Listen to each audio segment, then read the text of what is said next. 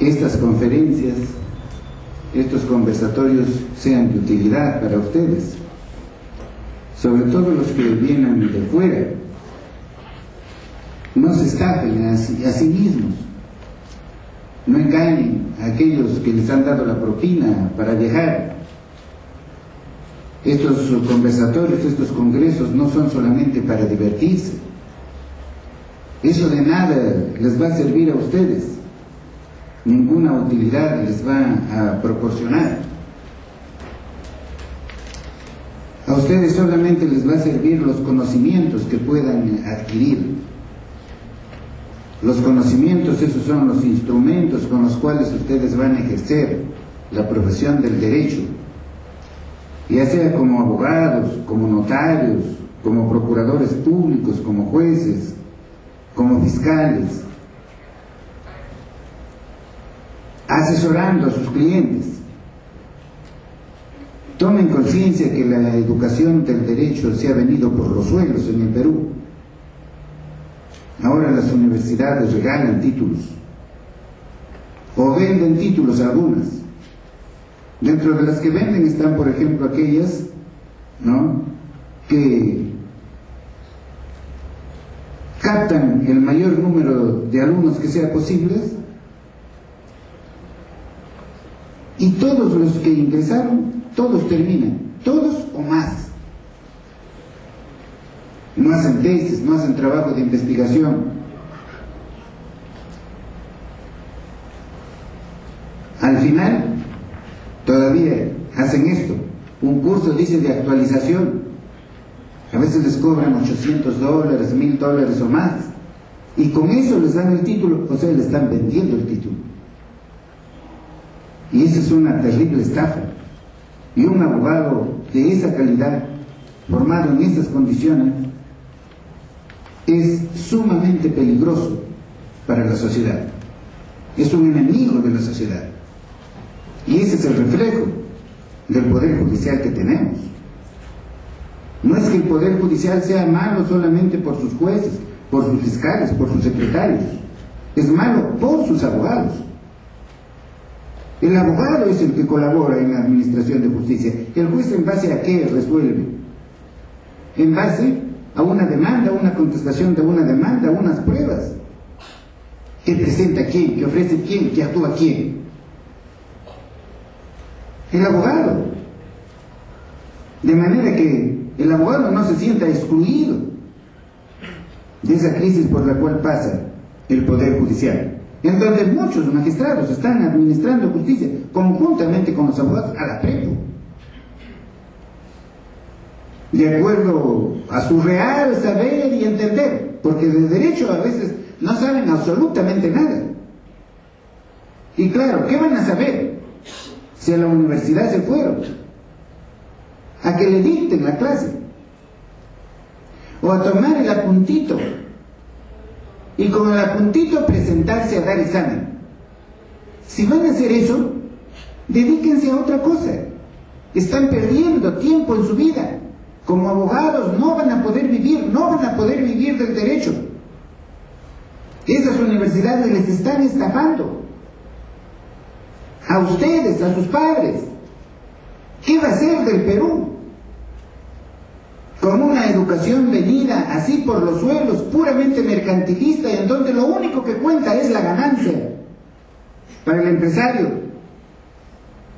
pero no importa para nada la formación de calidad de sus alumnos? Eso no les interesa para nada. Ellos son conscientes, el Estado que tenemos es consciente de que se está estafando en el Perú a miles y miles de jóvenes estudiantes, pero nadie hace nada. El Estado no hace nada porque también a ellos les conviene tener un pueblo así adormecido, un pueblo semi-ignorante, para que ellos sigan teniendo, disfrutando del poder. Después de todo, siempre ha sido así. A mí me preocupa la juventud, me preocupa ustedes, porque mañana ustedes son los que van a sufrir.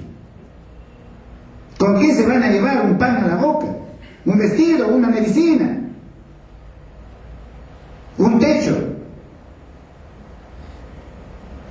si no están bien preparados, si no toman conciencia de que si van a la universidad es para formarse profesionalmente, y formarse profesionalmente requiere un poco de sacrificio, requiere un poco de esfuerzo.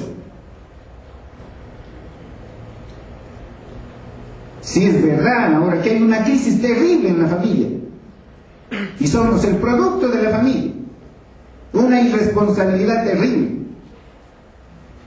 en donde no se hace entender al niño, al joven, los deberes, las responsabilidades que tiene para consigo mismo y por supuesto después para con su familia, para con la sociedad, para con el país. Quería hacer esa introducción a ustedes, jóvenes abogados, o proyectos de abogadas y de abogados.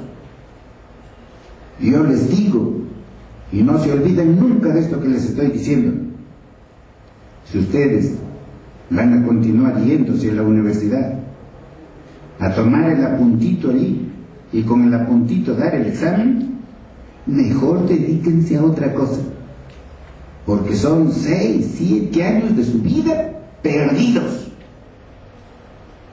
que no les va a servir para nada. Si ustedes quieren ser abogadas, abogados, tienen que hacerse el hábito del estudio. Nadie les dice que no se diviertan. Tienen todo el derecho del mundo de divertirse, porque la vida es también diversión. Pero no solamente diversión, porque primero está el deber. Y el deber fundamental de ustedes es estudiar, prepararse bien, para poder defenderse en la vida. Hecha esa salvedad,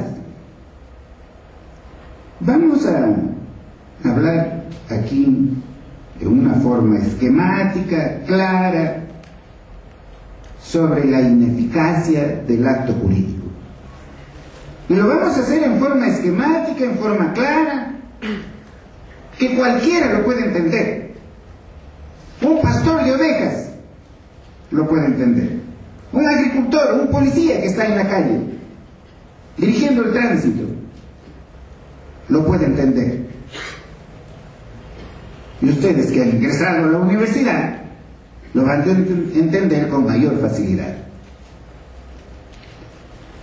Cuando hablamos de acto jurídico, no piensen ustedes en algo abstracto que está allí, que es una literatura, algo filosófico. No.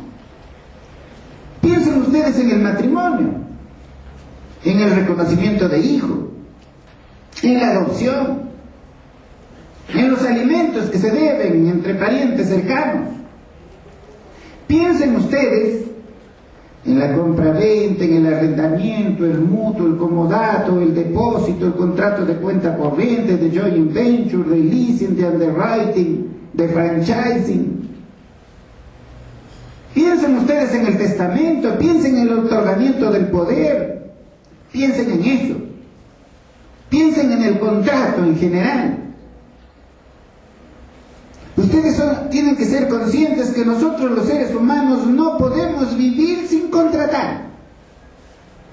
Es el acto jurídico más importante que celebra el ser humano, desde el más pobre hasta el más poderoso económicamente. No puede vivir sin contratar para poder satisfacer sus necesidades de educación, de recreación, de vestido, de alimento, de medicina, de seguridad ciudadana, etcétera, etcétera, etcétera, etcétera.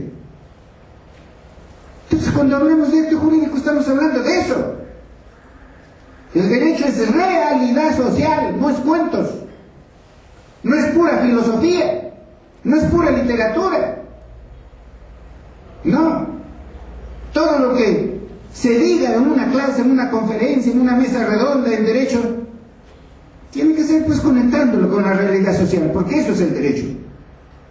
Conducta humana social regulada por normas jurídicas para hacer posible que el ser humano pueda convivir pacíficamente, civilizadamente, en orden, con paz, con tranquilidad, con seguridad. Eso es el derecho. Y eso es el acto jurídico.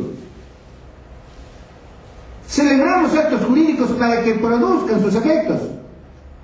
O sea, para que el vendedor entregue el bien en propiedad al comprador, el comprador pague el precio, el arrendador entregue el bien en uso al arrendatario, el arrendatario pague la renta. Contraemos matrimonio para hacer vida en común, no para que cada uno se vaya por su lado. Y así por el estilo. Si el acto jurídico que celebramos produce sus efectos, esos efectos que queremos al celebrarlo, o esos efectos que están dispuestos por la ley, se dice que es eficaz. Eso es la eficacia del acto jurídico. ¿Y cuando el acto jurídico no es eficaz? No es eficaz cuando simple y llanamente no produce los efectos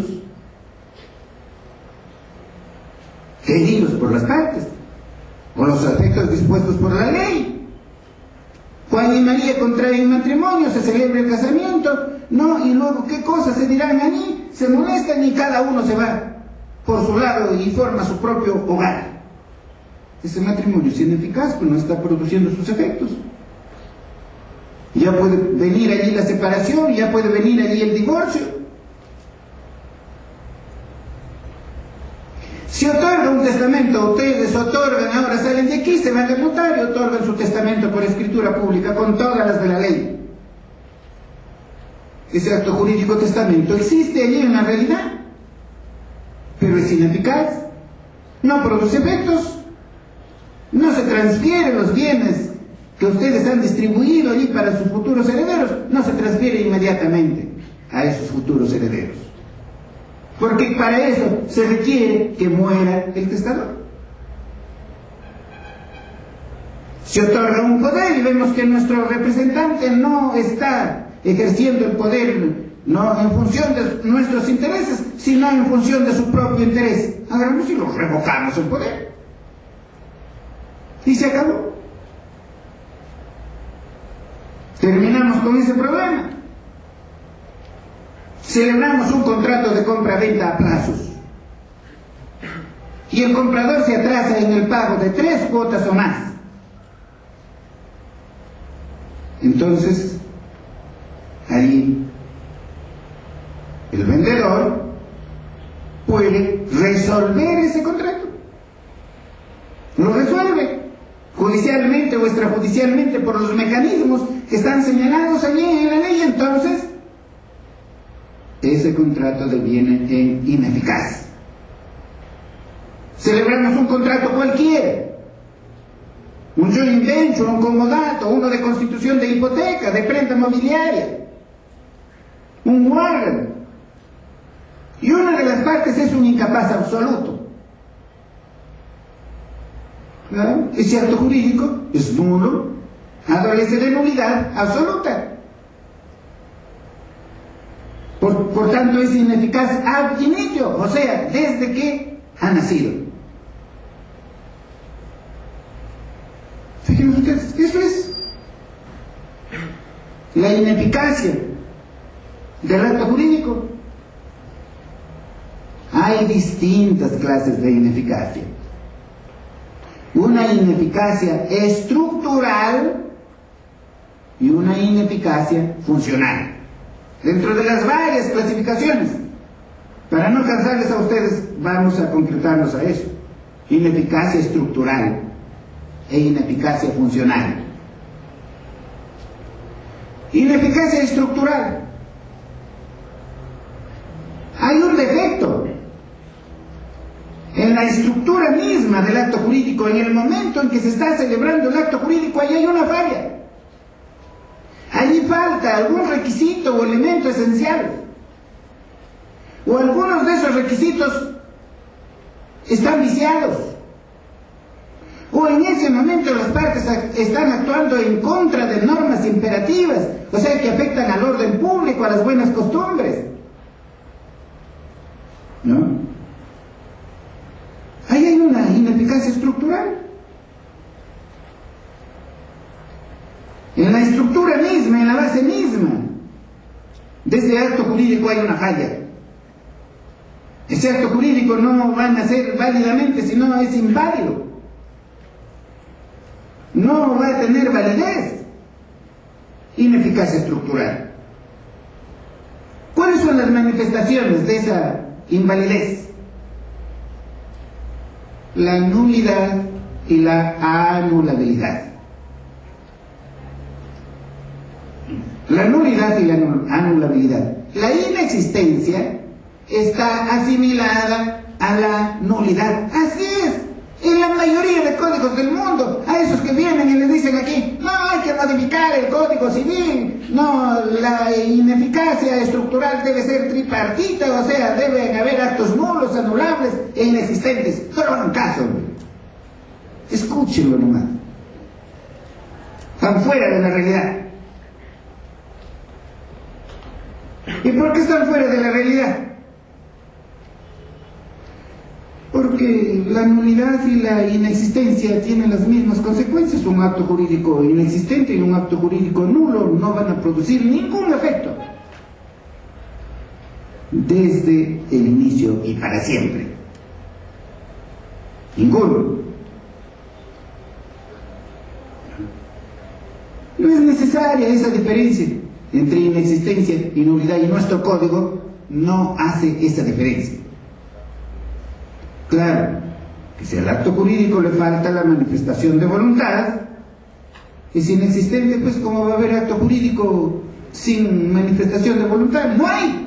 Pero precisamente ese es un caso de nulidad. La inexistencia está asimilada en la nulidad. Y si vamos a entrar a distinguir entre nulidad y anulabilidad, vamos a encontrar que ni en la doctrina, ni en la jurisprudencia, ni en la legislación comparada hay un acuerdo sobre cuándo el acto jurídico es nulo o es anulable. Esa teoría ya lo revisan ustedes. Yo quiero entrar a lo que es más importante para todos ustedes.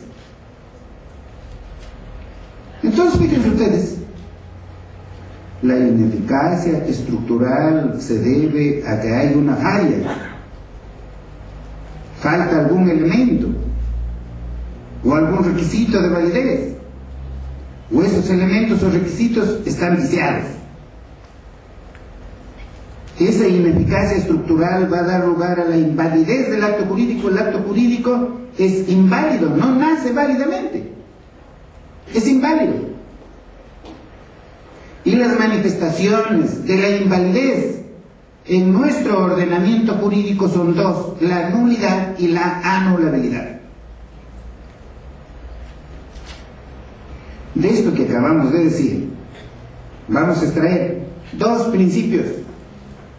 El primero,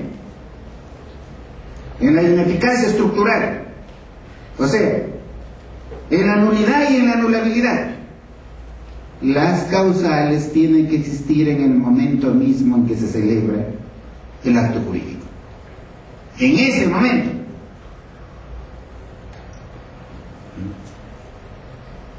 No hay nulidad o anulabilidad por causales sobrevinientes. Entonces lo que queremos es que eso quede grabado en ustedes, para que mañana más tarde no vayan a demandar la nulidad de una compraventa, de un matrimonio, de un testamento, de un contrato de joint venture, de un contrato de leasing, por una causal sobreviniente. ¿No? A eso, como decimos, la sanción tiene que ser bien severa, colgarlo cada acto en la plaza pública de Arequipa, ¿no? Sea varón o sea mujer, porque eso ya medio animal, ya no entiende, ya no es normal. El derecho es muy fácil, y eso es lo que estamos diciendo. Invalidez estructural. La invalidez estructural se debe a una causal existente en el momento mismo en que se celebra el acto jurídico. Y si es así, las causales de nulidad o de anulabilidad tienen que existir en el momento mismo en que se celebra el acto jurídico. En ese instante. No hay nulidad o anulabilidad por causales sobrevinientes. Si un juez, por ejemplo, declara nulo un contrato porque una de las partes no cumplió con cancelar la totalidad del precio, a ese juez pues, eso no puede seguir administrando justicia. Y ese es el colmo de la ignorancia del derecho.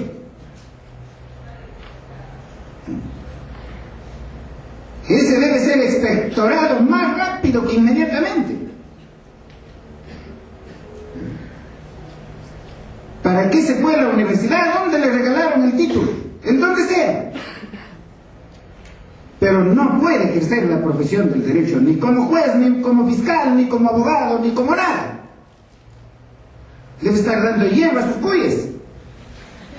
Pero claro, ¿por qué va a estar causando tantísimo daño a la colectividad, a la sociedad? Es un elemento muy peligroso.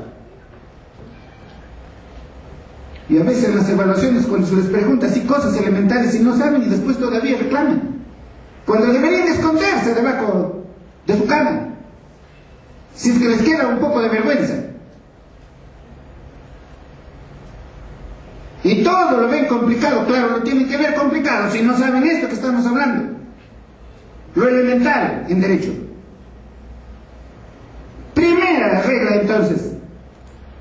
Toda causal de nulidad y anulabilidad tiene que existir en el momento mismo en que se ha celebrado el acto jurídico. El acto jurídico que sea. Segunda regla. Como la nulidad y la anulabilidad son las sanciones más severas que se puede imponer a un acto jurídico, sea matrimonio, sea testamento, sea poder, sea compraventa, sea descuento de letras, en lo que sea.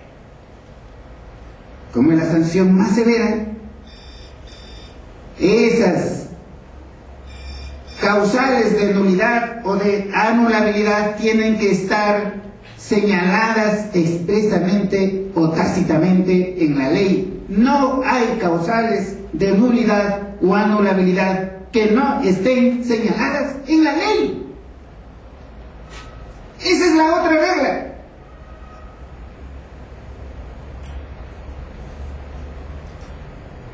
No hay causales de nulidad o anulabilidad que no estén establecidas expresa o tácitamente en la ley. Y miren ustedes, les pongo un ejemplo.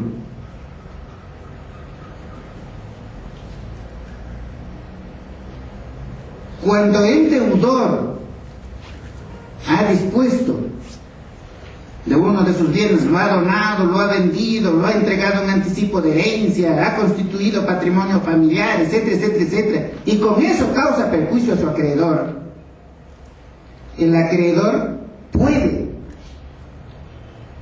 demandar para que ese acto realizado por su deudor se declare ineficaz solamente con relación a él, solamente con relación al acreedor. ¿No? Y así lo dice el artículo 195 del Código Civil. Pero miren ustedes ahí lo que hacen los abogados. Los abogados en ese caso demandan la nulidad del acto de disposición o de gravamen realizado por el deudor en perjuicio del acreedor. Y todo el debate, vieron ustedes esos expedientes en el Poder Judicial, tan voluminosos.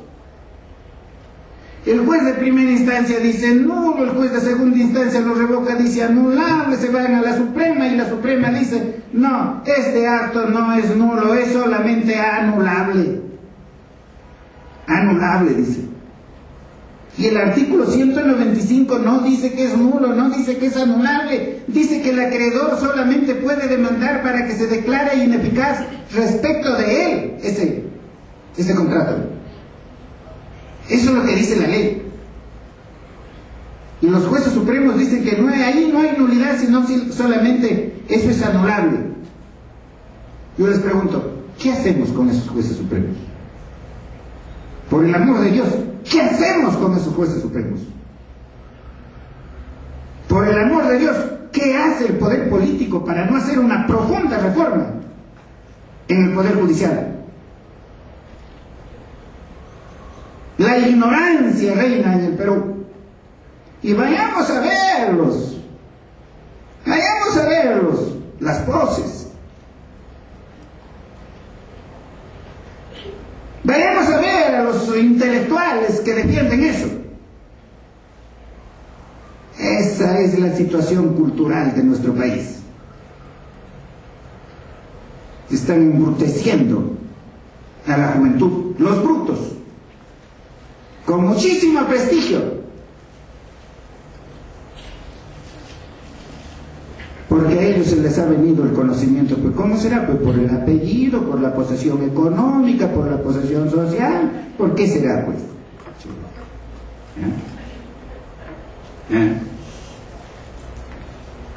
La Corte Suprema no es poder legislativo.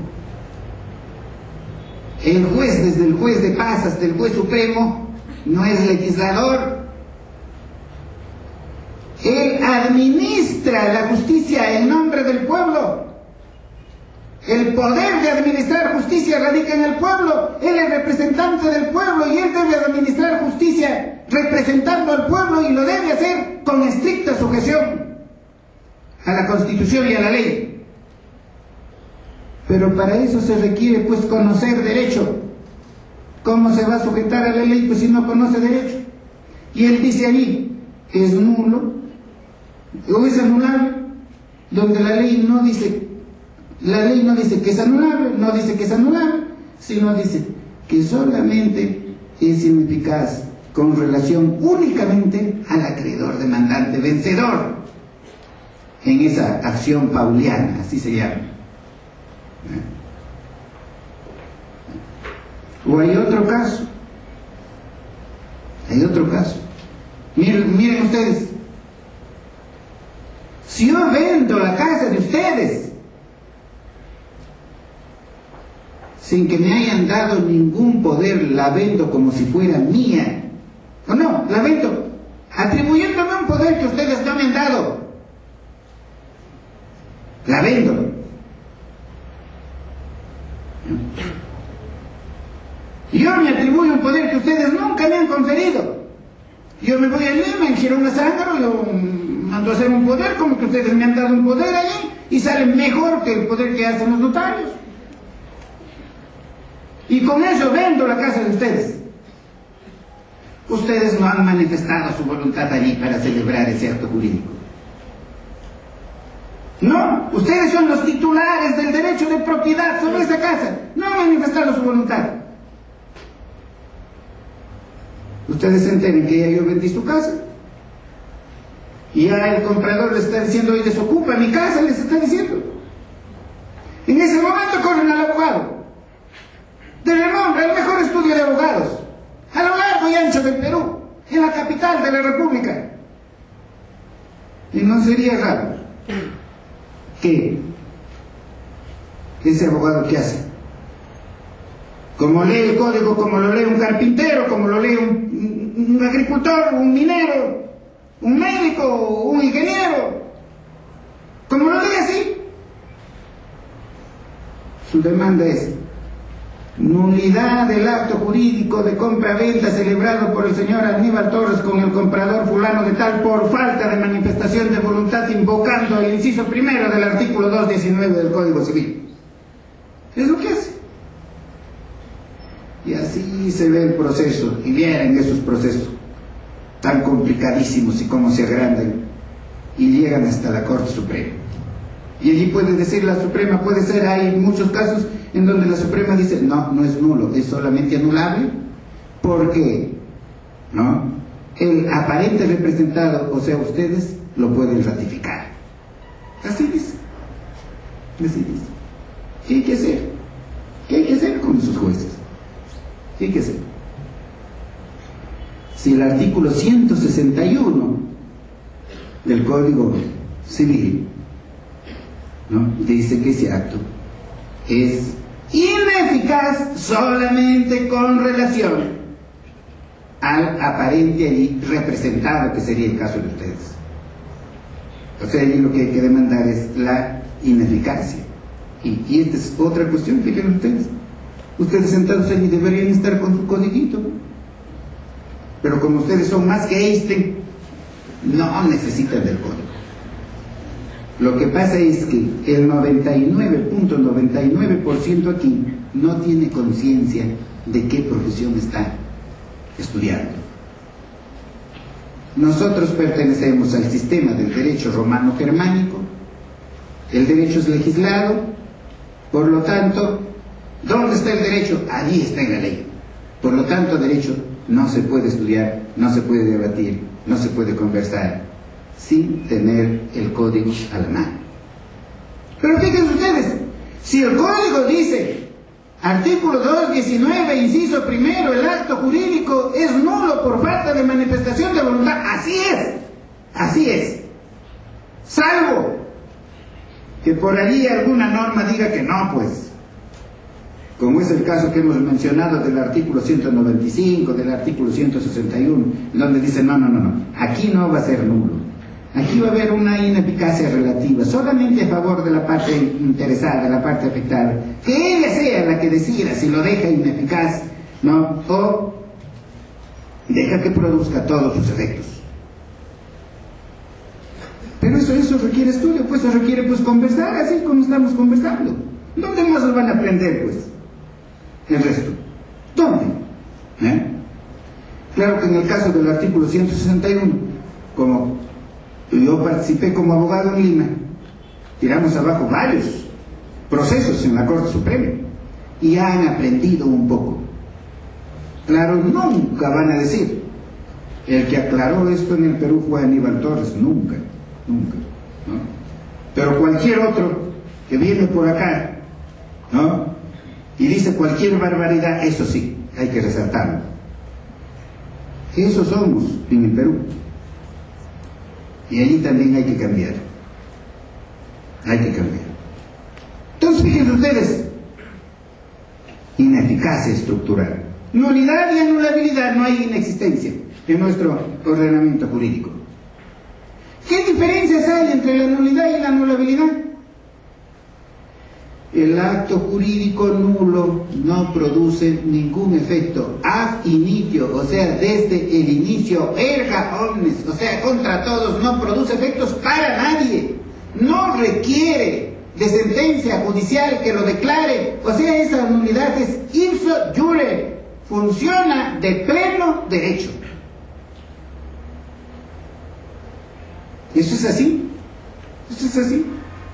no produce ningún efecto. En cambio, el acto anulable produce normalmente todos sus efectos, salvo que sea declarado nulo mediante sentencia judicial, firme, definitiva. Ahí tienen ya una primera diferencia. El acto jurídico nulo no produce ningún efecto. Y sobre esto se produjo un gran debate últimamente por un asunto que pasó en el Congreso sobre la contratación, ¿no?, de un funcionario que estaba sancionado allí por 10 años, creo, y lo contrataron allí al servicio del Estado, sabiendo, ¿no?, que estaba inhabilitado. Y vieron ustedes el debate en la prensa. ¿Y cuál fue la defensa en el Congreso de la República? ¿Cuál fue eso, la defensa? Hasta en la televisión por grandes especialistas, ¿eh? ¿Cuál fue? Que ese acto es nulo, pues, que se viola la ley, que por lo tanto no produce ningún efecto y que por lo tanto el que lo contrató no ha incurrido en ninguna responsabilidad. Entonces, fíjense ustedes, la cultura jurídica del Perú es lamentablemente trágica, es terrible. Confirma una vez más que somos un país terriblemente subdesarrollado culturalmente.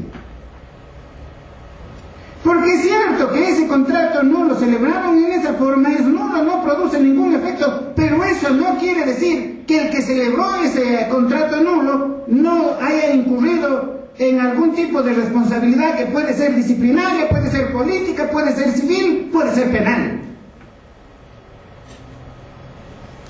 Porque si ustedes celebran un contrato, arriendan su casa para que el arrendatario allí en su casa se dedique exclusivamente al negocio de la prostitución, ese contrato es nulo, adolece de nulidad absoluta, pero eso no quiere decir que al haber hecho eso no hayan incurrido en un tipo de responsabilidad, en ese caso penal. Por sentido común, hombre, por sentido común. Pero ese fue el debate en el Congreso de la República y, como les digo, eso fue el debate en la prensa y con grandes juristas, y yo decía, pobre juventud en el Perú que está escuchando esa tremenda barbaridad. Y lo que les estoy diciendo no es cosa del otro mundo, es lo más elemental. Un hombrecito que ahora está con su pala, con su pico por allí trabajando, labrando la tierra, si yo le pregunto eso, me va a decir, taita, así es, pues, ¿cómo pues que ha hecho? Pues se va a quedar así nomás, sin ninguna responsabilidad, tiene que pagarlo, pues, lo deben meter a la cárcel, pues. Lo que pasa, claro, a ese no le hacen nada, pues, pero yo como soy pobre, a mí si yo fuera ahí sí. Y tiene toda la razón del mundo. Toda la razón del mundo. Cuando ustedes estudien derecho pensando en la realidad, en que cómo van a aplicar lo que están aprendiendo allí en el salón de clase. ¿Cómo lo van a hacer? Pero claro, si tienen un profesor que viene y les repite de memoria algunas cosas, también, pobre de ustedes, como dicen, que Dios les coja confesados. ¿No? Entonces fíjense ustedes, hay que ser reflexivos, hay que razonar. El acto nulo no produce ningún efecto, es cierto. Eso no libera a los que han celebrado un acto nulo de que puede ser que hayan incurrido en algún tipo de responsabilidad, esa es otra cosa, pero el acto no va a producir ningún efecto. El anulable produce normalmente todos sus efectos, ¿no? Y va a dejar de producirlos solamente si es que judicialmente es declarado nulo. Primera diferencia. Segunda diferencia, el acto nulo, ¿cuáles son las causales? Las causales de nulidad son muy graves. Están establecidas no solamente en protección del interés de las partes que celebran ese acto, sino en protección del interés general, del interés común. A toda la comunidad nos interesa que no tenga ninguna validez, que sea nulo, que adolezca de nulidad absoluta. Un acto jurídico celebrado con falta de manifestación de voluntad. O sea que el titular del derecho, que es objeto de ese acto jurídico, no haya manifestado su voluntad, ni por sí, ni mediante representante. A todos nos interesa que el acto jurídico celebrado por un incapaz absoluto, un menor de 16 años, una persona carente de discernimiento, un ciego sordo, ciego mudo, sordo mudo, que no pueda expresar su voluntad de manera indubitable, o sea, que no quede lugar a ninguna duda sobre aquello que desea.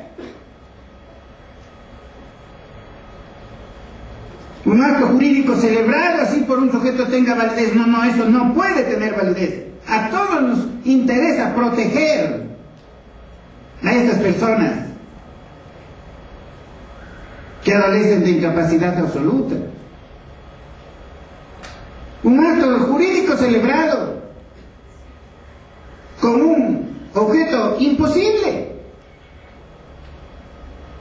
Hoy día a ustedes yo les vendo una casa que tengo en Lima, en la punta, me pagan en el Callao, allí en la punta, no, me pagan el precio y todo, pero ni yo ni ustedes sabemos que esta madrugada a las 5 de la mañana el mar se ha salido y casa ya no, ya lo único que hay es agua allí o olas del mar, que objeto imposible. No existe el objeto en el momento de celebrar. Ese acto jurídico, ¿qué les vendió? Nada, si ya yo lo había perdido esa propiedad antes, porque no, lo llevó las aguas. O que el objeto sea indeterminado, no esté, o que sea ilícito.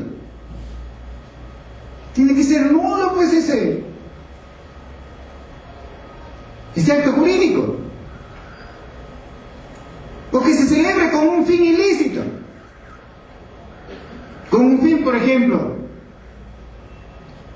de que una de las partes se dedique al tráfico de drogas, a la prostitución, conforme una banda para asaltar, etcétera, etcétera, etcétera. O que no se observen las formalidades establecidas como solemnes en la ley. Porque esas formalidades solemnes no han sido puestas allí por gusto.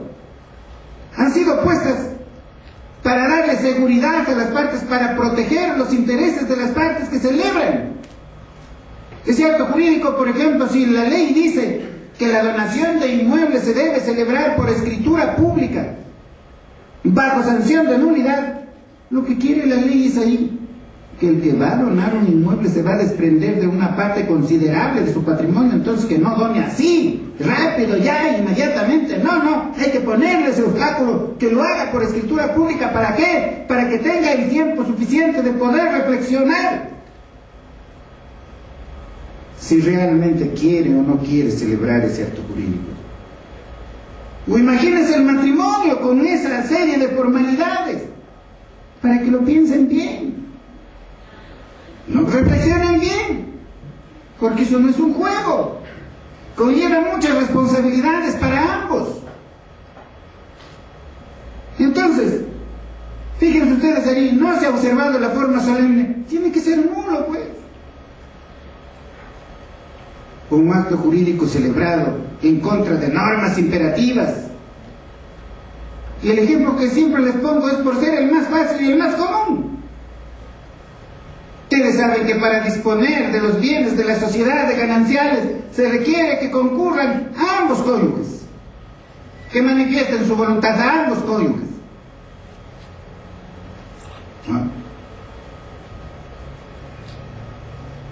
Y esa norma que establece tal cosa, claro que es imperativa, pues. Claro que las partes no lo pueden dejar sin efecto al celebrar sus actos particulares. ¿Y por qué es imperativa? Se está protegiendo el interés familiar, se está protegiendo la familia. Nada más ni nada menos que la familia. Así de simple. A eso que aprendemos a veces en la universidad, la familia, la célula básica de la sociedad, y a veces ponemos en el examen, y el profesor que tampoco pues conoce la materia y lo aprueba por decir eso de memoria, sin ninguna explicación. Célula básica de la familia, de la sociedad, la familia, la sociedad chiquita, allí donde nacemos desprovistos de todo, allí donde adquirimos todos los instrumentos para después poder sobrevivir por sí mismos.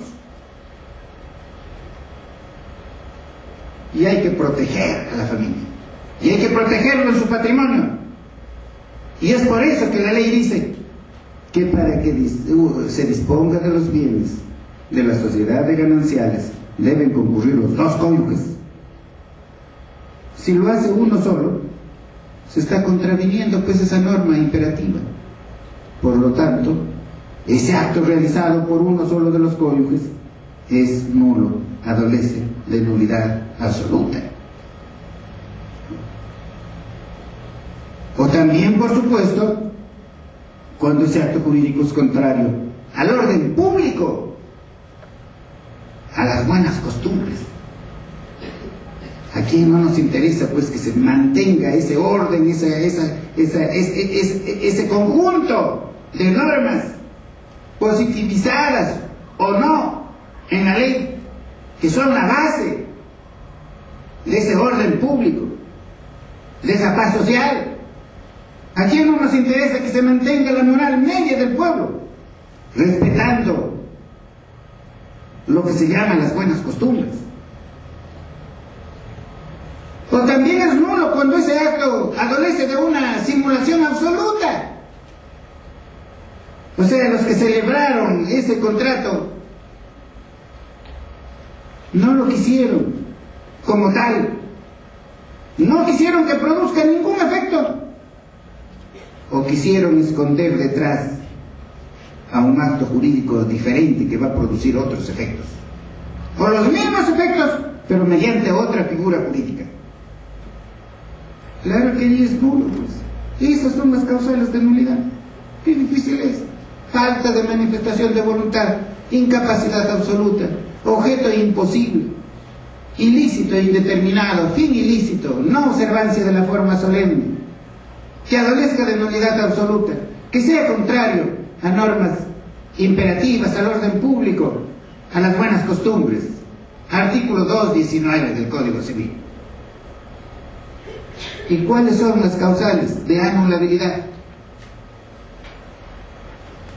Allí las causales de anulabilidad han sido establecidas única y exclusivamente en protección del interés de la persona afectada con esa causal de anulabilidad. Por ejemplo, no, que el acto haya sido celebrado por un incapaz relativo, o sea, menor de 18 y mayor de 16, o que se trate de un débil mental o retardado mental, o de un pródigo o mal gestor que ha sido declarado interdicto por alguna de esas causales, o un toxicómano, o un ebrio habitual, o no estoy recordando al doctor Cristian, que no ha venido ahora, no, para nada estoy haciendo alusiones personales aquí, o que sufra de una condena penal de inhabilitación, ¿no?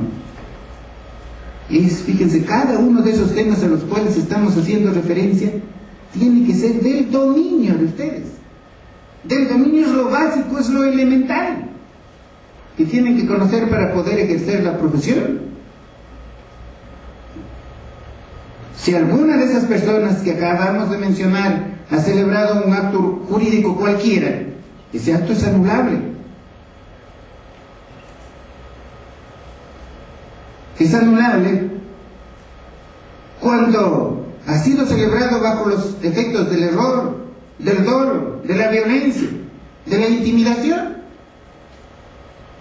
O también cuando se trata de un acto jurídico que adolece de simulación relativa, o sea, detrás del acto simulado hay uno verdadero, real. A dona un bien a B, pero aparenta venderlo. Si con el acto real se causó daño a un tercero, ese tercero tiene acción de anulabilidad. Y esas son las causales de anulabilidad. Ahí tienen ustedes una diferencia entre acto jurídico nulo y acto jurídico anulable. Claro que además de esas causales que acabamos de mencionar, también será nulo en los casos en que la ley expresamente o implícitamente lo declara nulo.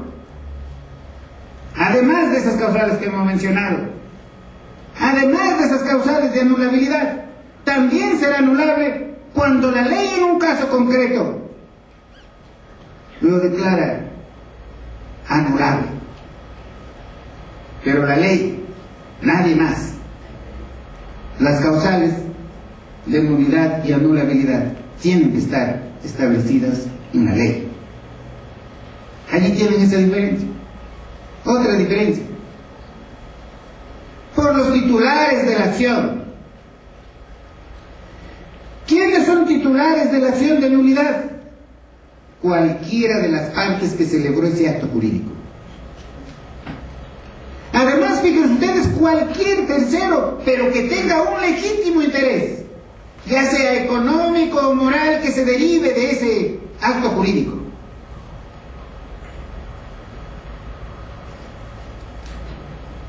El Ministerio Público, en todos los casos que le toca intervenir.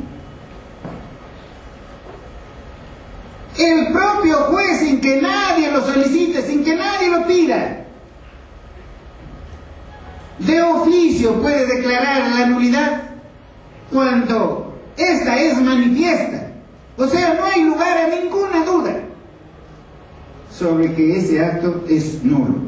El juez está revisando su expediente y allí no aparece. Nadie lo ha solicitado, pero parece el contrato lo celebró. El que vendió era en el momento en que lo celebró tenía 14 años. No puede, entonces no lo declara nulo. ¿No? Si así aparece, si no hay lugar a ninguna duda, el juez de oficio lo puede declarar nulo. ¿Y quiénes son los titulares de la acción de anulabilidad? Solamente la parte afectada con esta causal. Solamente ella. Nadie más. ¿No? A María la secuestraron, la maltrataron, la violaron y en esas condiciones le hicieron contraer matrimonio. Pasó la primera noche de luna de miel, la segunda noche de luna de miel, y después regresa a su casa. Tranquilo, regresa. Todos lo reciben con los brazos abiertos, por supuesto. Y la mamá le dice: oye, hijita, ese maldito yo lo voy a matar. Y ese matrimonio que te han hecho firmar, ahorita me voy a solicitar al juez que anulen ese matrimonio.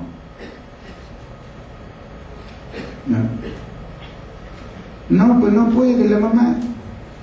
Si a la hija ya le gustó, ¿quién le va a decir que anule su matrimonio? Si la causal de anulabilidad, ¿no?, beneficia única y exclusivamente a la persona en protección de la cual se ha dictado. A nadie más, a nadie más. Y esto lo saben la gente común, la gente que a veces no sabe leer ni escribir. Lo entiende, ¿no? Pero tienen otra diferencia. Claro, ustedes dirán, pero si usted al inicio dijo que el acto nulo adolece pues de una nulidad absoluta, si ipso iure no requiere de sentencia judicial que lo declare, y ahora nos está hablando de sentencia judicial de los actos nulos. Claro, el acto nulo no requiere de sentencia judicial, pero nada impide que en la realidad se haya celebrado un acto nulo y en base a ese acto nulo se hayan ejecutado prestaciones o se pretenda la ejecución de prestaciones en base a ese acto nulo. O sea, fíjense ustedes, realidad: un menor de 14 años vende su casa a una persona mayor de edad. La vende. Ya entregó la casa y ya le pagaron el precio. Dice esto adolece de nulidad absoluta, no produce ningún efecto jurídico. Estamos hablando de derecho, de efectos jurídicos. De hecho, ya produjo efectos, pues ya se entregó la casa y ya se pagó el precio. Pero eso es de hecho. Este menor que tiene 14 años ahora cumplió sus 18 años. Se va y le pide al otro: devuélveme mi casa, ese acto que hemos celebrado es nulo, no requiere de sentencia judicial ni nada, devuélveme mi casa. El otro no lo quiere devolver. ¿Qué va a hacer? No lo va a agarrar a machetazos, a puñaladas, a balazos, a patadas. No. Tiene la acción de nulidad, ¿no?, para poder recuperar el bien que es de su propiedad, que nunca pasó al dominio del comprador, porque ese bien adolece de nulidad absoluta. Otra diferencia, por la naturaleza de las sentencias. Fíjense ustedes, el acto nulo no produce ningún efecto, aunque de hecho lo pueda producir. La sentencia que declara nulo un acto que adolece de nulidad absoluta, y esa sentencia es simplemente declarativa. ¿El juez qué va a hacer? En la realidad va a verificar si ese acto verdaderamente adolece de nulidad y así lo va a declarar. Pero con ese acto no se han creado relaciones jurídicas, no se ha producido ningún efecto jurídico. De hecho, se habrán producido, pero jurídicamente no. De manera que la sentencia simplemente declarativa no está creando, modificando o extinguiendo relaciones jurídicas. En cambio, el acto anulable sí produce efectos. Con el acto anulable se crean, se modifican, se regulan, se extinguen relaciones jurídicas. Y si después es declarado nulo mediante una sentencia judicial, esa sentencia judicial tiene carácter constitutivo, porque está dejando sin efecto todas esas consecuencias que había producido ese acto anulable. Esa sentencia que declara nulo un acto jurídico anulable tiene efectos retroactivos al momento mismo en que se celebró ese acto. O sea, las cosas vuelven al estado inmediato anterior al de la celebración de ese acto jurídico. En otras palabras, el acto jurídico nulo y el acto jurídico anulable, declarado nulo mediante una sentencia judicial, están en la misma situación. No producen ningún efecto ab initio, o sea, desde el inicio.